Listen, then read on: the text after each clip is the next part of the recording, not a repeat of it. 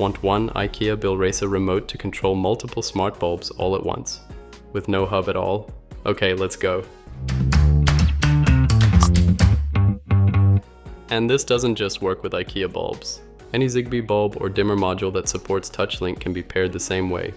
But you'll need to check the user manual for the correct on/off or button press cycle to put them into Touchlink mode.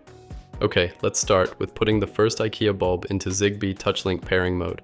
If it's a brand new bulb, it might go straight into pairing mode as soon as you power it on. If it's already been used or been connected to something else before, power cycle it 6 times until it starts pulsing.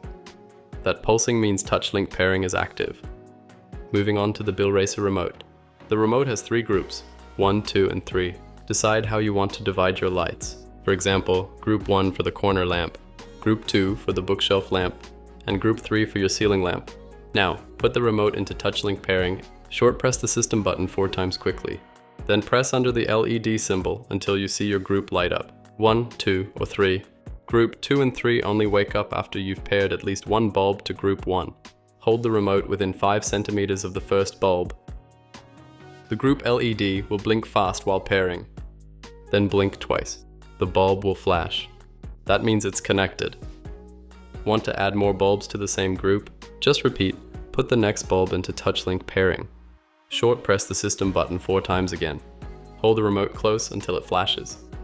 Now, when you use that group's controls, all the bulbs respond together. On, off, dim, and even cycle through a few warm and cool white presets, using just the remote.